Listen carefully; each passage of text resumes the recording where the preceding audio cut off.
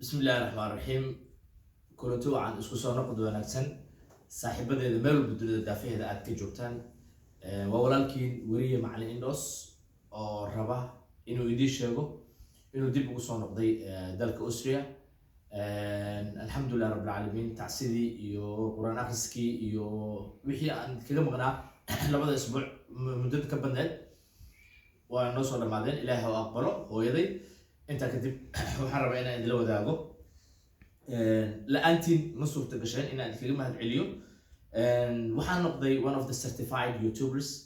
awal YouTube-ka waqtiyadeeda inta badan waxaan wax u siin jiray inaan dadka wax u faa'iideeyo.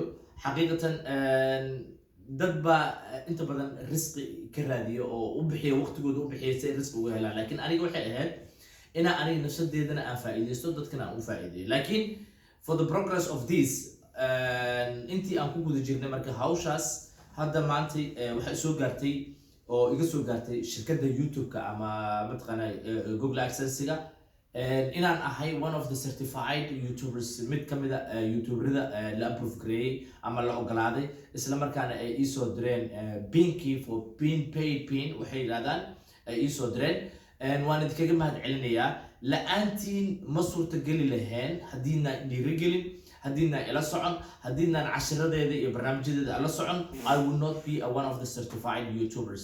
marka waan idinkaga mahad celinayaa sidaad mar walba ila socoteen. insha Allah tacaala waan soo noqday.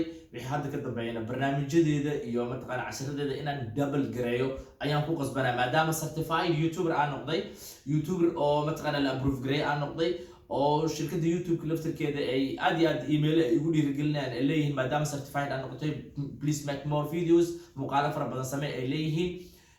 waxaan rabaa insha Allah tacaala inaan aan double gareeyo dadaalkayga, walow aan shaqo kale iyo hawlo kale iyo waxbarasho kale oo mataqaanaa aniga ii gooni aan ku jiro, haddana waxaan isku dayayaa on pressure isku saaraya haddii aan la idmo inaan dadaalkayga aan double gareeyo. waan idinkaga mahad celinayaa. waxaan especially I want to thank you my assistant, my technical assistant, my what I can say, my technical manager, which is Mrs. Jane, which is living a very far place in USA, but she helped me a lot of things.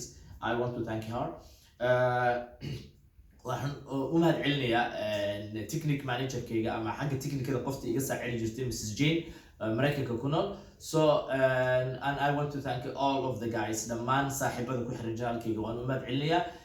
la'aantiina iyo dhiirigelin la'aantiina maan noqdeen one of the certified YouTubers, one of the YouTubers that has been certified. I will not be without you guys.